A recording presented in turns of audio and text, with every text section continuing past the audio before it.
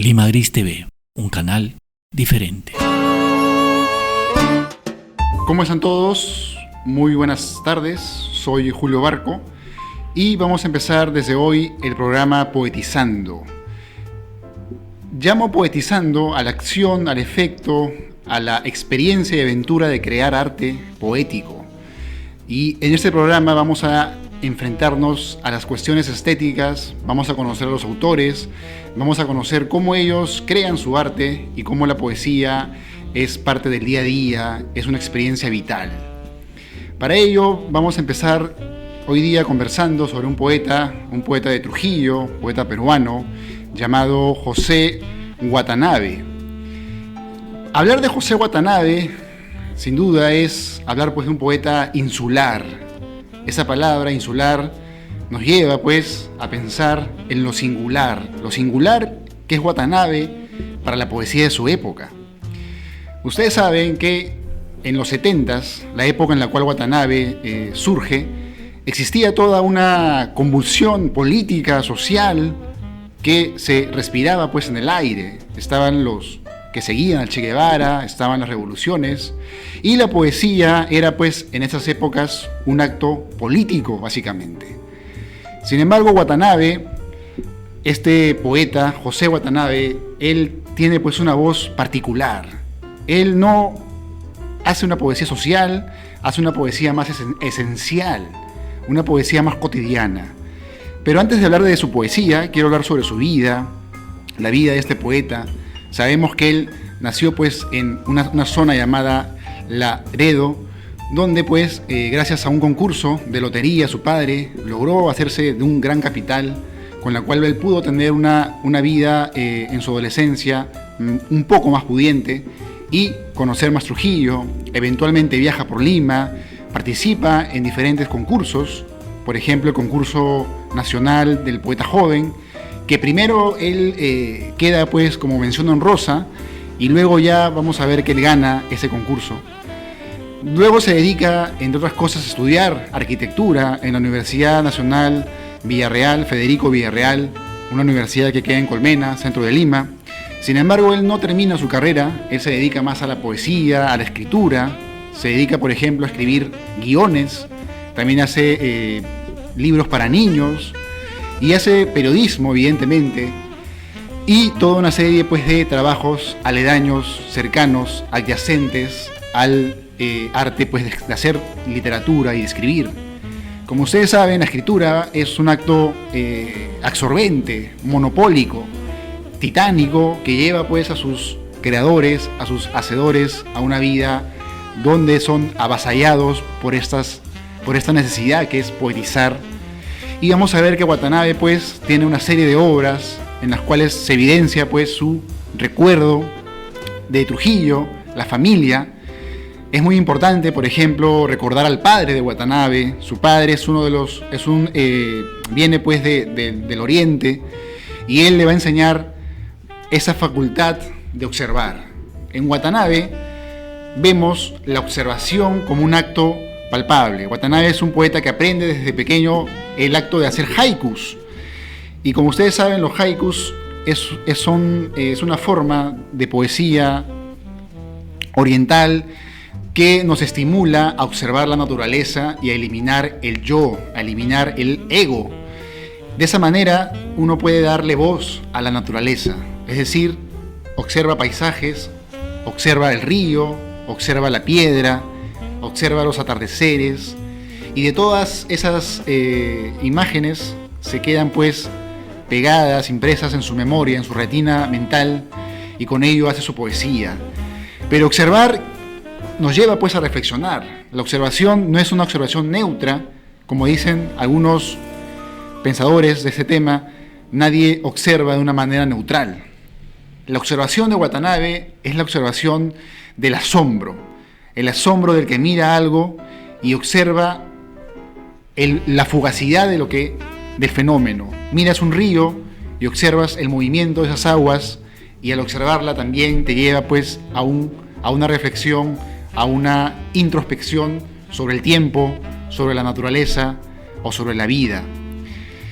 En ese sentido, hoy vamos a comentar la obra Piedra Alada. Acá tengo una edición. Sabemos que este libro salió primero en España y luego lo publicó Peis acá en el Perú. Y esta obra, La Piedra Alada, sigue pues lo que vengo contándoles, sigue esa mirada, esa fascinación de la naturaleza. Empezar primero por el nombre del libro, Piedra Alada, que es ya una contradicción, es ya una ambivalencia. Como todos saben, la piedra no vuela, la piedra es una forma sólida, pétrea, petrificada, que nos da un rictus, un movimiento de una danza inmóvil, ¿no? La danza que construye una piedra y que ya se queda solidificada. Sin embargo, Watanabe le agrega la palabra alada, lo que nos lleva pues a un lado ver lo racional y a un lado ver lo irracional o lo mágico. En este libro vamos a encontrar una reflexión que hace Watanabe sobre lugares que él observó, lugares que él vivió, palpó, donde vamos a encontrar la referencia de la piedra.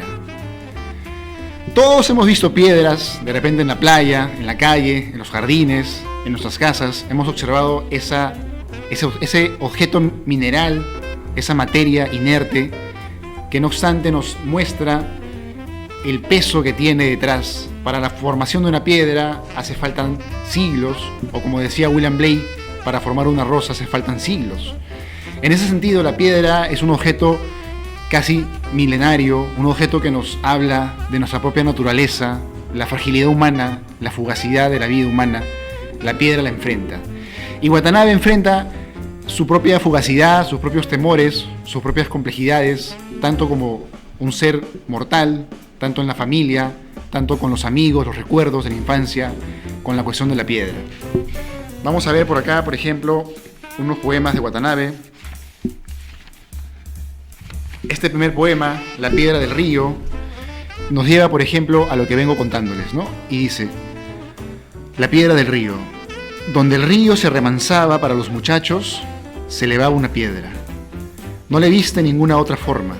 Solo era piedra, grande y anodina. Cuando salíamos del agua turbia, trepábamos en ella como lagartijas.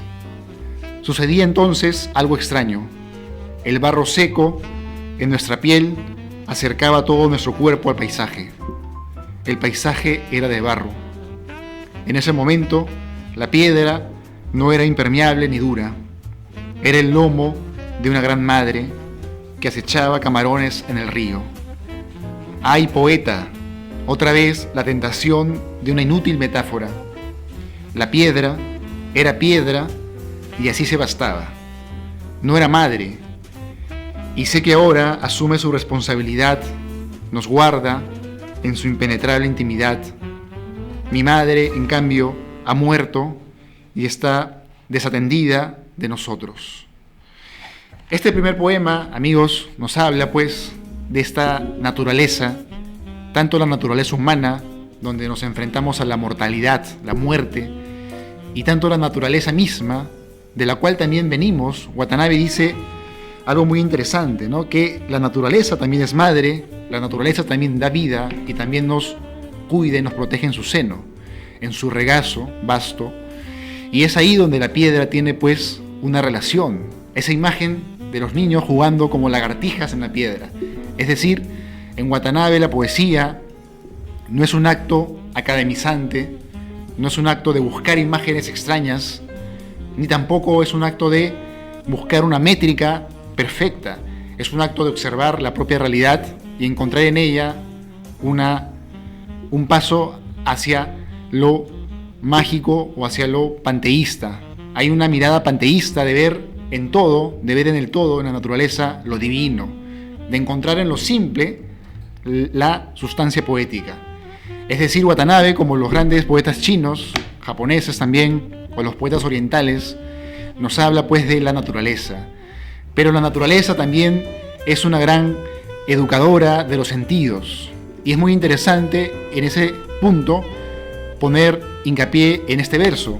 Watanabe dice: Ay, poeta, otra vez la tentación de una inútil metáfora. Ese verso, que es un verso irónico, no olvidemos que la poesía de Watanabe es sagrada, pero también es muy criolla, tiene un humor muy criollo, un humor muy realista, irónico, que le da a la poesía un lado sagrado y un lado cotidiano, más mundano. Y ese verso, me detengo, que dice: hay poeta, otra vez la tentación de una inútil metáfora, nos muestra algo muy interesante de la poesía de Watanabe: la palabra y la realidad. Cómo la palabra, no siempre la palabra, encierra toda la complejidad de la realidad. La realidad escapa de esa lógica de la palabra. La palabra evidentemente nos encierra en un mundo lógico, un mundo que se puede decir, un mundo de posibilidades expresivas, pero la realidad como tal a veces es inefable, es impronunciable. Y de ahí viene esta idea de: hay poeta, otra vez la tentación de una inútil metáfora. La metáfora se vuelve un acto que empalidece ante la propia epifanía de la realidad, ¿no? Y luego vamos a ver que en este libro también encontramos poemas que nos llevan a la cotidianidad más absoluta. Por ejemplo, donde vemos el acto de cocinar, la comida, el acto de comer, el acto de preparar un guiso, una menestra, o en este caso matar animal como un cuy, un cabrito. Va a llevar al poeta Watanabe a observar en ese acto cotidiano, lo poético. Y aquí es muy interesante detenernos un momento antes de leer el poema y preguntarnos: cuando vamos a poetizar, ¿hay palabras poéticas o la realidad que vemos es la que es poética y la que debemos escribirla? Es decir, la poesía se encuentra en una palabra hermosamente escrita o se encuentra en una reflexión cotidiana que nos lleva hacia otro tipo de lógica. En este poema, que se llama Piedra de Cocina, vamos a leer lo siguiente: Piedra de Cocina. Esto sucede en la cocina cada domingo. Mi hermana secciona en presas tiernos cabritos o conejos. Los animales, despellejados sobre la tabla, proverbialmente vivaces y elásticos, parece que guardan memoria de su muerte, que aquí se prolonga. Mi hermana, en su crueldad funcional y sin pesar, compromete a una piedra, la hace cómplice. Es un canto rodado, negro, con el que golpea el lomo del cuchillo. Las presas adobadas se hacen en el fuego manjar familiar, tribal, que en la mesa bendecimos con vino y sin escrúpulos. Vemos pues la preparación de la comida, cómo la comida, el preparar un plato en particular, puede también ser motivo de un acto de observar la realidad, observar la belleza o en todo caso lo sagrado que puede ser simplemente cocinar. Y luego dice el poema: es más fácil coger un cuchillo de día que de noche, o una taza o un azucarero. De día las cosas son dóciles, se avienen a nuestro dominio. De noche, en el silencio y la penumbra, nos resisten, tienen otro peso, decantan su porte, aunque algunas se revelan más frágiles. Esta noche distinguí en la cocina el canto rodado negro. Era un pequeño animal que se abrazaba fuertemente a sí mismo o se devoraba hacia adentro en su apretada intimidad. No era la piedra dura que golpea el lomo del cuchillo y destaza a los animales de la comida. Ya la oí llorar y era blandita. Entonces, la idea de la piedra en el libro La piedra alada de Watanabe se ve representada en diferentes situaciones. La piedra sirve como excusa para pensar en la infancia, para pensar en el tiempo, para pensar en la comida, pero también sirve, por ejemplo, como una suerte de conjetura sobre la propia realidad. Y este poema, por ejemplo, que es el poema La piedra alada, dice lo siguiente: La piedra alada, el pelícano herido se alejó del mar y vino a morir sobre esta breve piedra del desierto. Buscó durante algunos días una dignidad para su postura final. Acabó como el bello movimiento congelado de una danza. Su carne todavía agónica empezó a ser devorada por prolijas alimañas y sus huesos blancos y leves resbalaron y se dispersaron en la arena. Extrañamente, en el lomo de la piedra persistió una de sus alas. Miren ustedes la imagen que crea Watanabe. Y acá hay que también detenernos. Watanabe, al observar la realidad, es un poeta de imágenes, más que de razonamientos. Nos presenta imágenes. La imagen de un pelícano, en este caso, que luego de dar vueltas, de hacer piruetas, se detiene, pues, y petrifica frente a una piedra. Luego de esos movimientos, vamos a ver que su carne, todavía agónica, empezó a ser devorada por prolijas alimañas, y sus huesos, blancos y leves, resbalaron y se dispersaron en la arena. Extrañamente, en el lomo de la piedra persistió una de sus alas. Sus gelatinosos tendones se secaron y se hirieron a la piedra como si fuera un cuerpo. Miren ustedes cómo esta paloma, este pelícano, esta ave, al detenerse, a morir en su agonía, hace un último movimiento, una última danza, y su cuerpo, lo que era su cuerpo, va deshaciéndose. Extrañamente, en el lomo de la piedra persistió una de sus alas. Sus gelatinosos tendones se secaron y se adhirieron a la piedra como si fuera un cuerpo. Durante varios días, el viento marino batió inútilmente el ala, batió sin entender que podemos imaginar un ave, la más bella, pero no hacerla volar. Este poema, que es el que lleva el título del libro, nos encierra pues esa metáfora, la metáfora del tiempo, la metáfora de lo mineral. Todo lo vivo, entonces, tiene una forma que no concluye sino cuando morimos. Nuestra última forma, como la forma de la piedra, sería pues nuestro cráneo, nuestros huesos. Sería tal vez la última forma que tenemos en esa danza de lo vivo. Y la metáfora del ave, de este pelícano herido, que termina pues colisionando contra la piedra y dejando solamente alguna de sus plumas. Vemos entonces pues que el poetizar, este acto de observar, de pensar, de sentir la realidad y luego exponerla, expresarla en palabras, en el caso de Watanabe se ve asediado por una contemplación.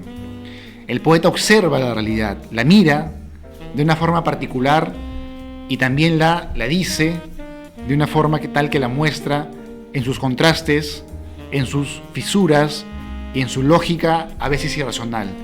Pero también encontramos eso que Watanabe tiene en su poesía, que es una voz muy singular. La poesía, básicamente, en muchos idiomas, en muchos contextos, nos permite observar una voz que es en singular, sin embargo, nos habla de lo universal. Esa voz, que puede ser la voz de una persona, nos está hablando de lo universal de nuestra propia esencia. Es decir, el acto del poetizar es un acto individual que sin embargo roza lo universal. El arte escapa entonces de la propia condición individual y nos enfrenta pues a un acto cotidiano y compartido. Hay otro poema acá que me interesa comentarles, que pertenece a la siguiente etapa de este libro, y es una metáfora también sobre la propia poesía, sobre la propia escritura, y se llama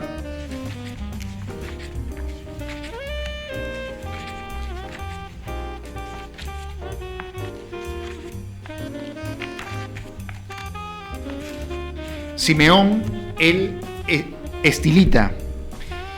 Watanabe, en su propio quehacer poético, como muchos otros poetas, busca pues referentes tanto en la Biblia, en la historia, en la propia ciencia, referentes, modelos que sigan pues las ideas que él quiere motivar, que él quiere de alguna forma manifestar en su arte. El arte de la poesía no solamente es un arte de manifestar sensaciones, sino también ideas que gracias a la estética de un poema nos resultan bellas y nos conmueven. Este poema, Simeón el Estilita, es una gran metáfora sobre la propia creación poética, y se las voy a leer.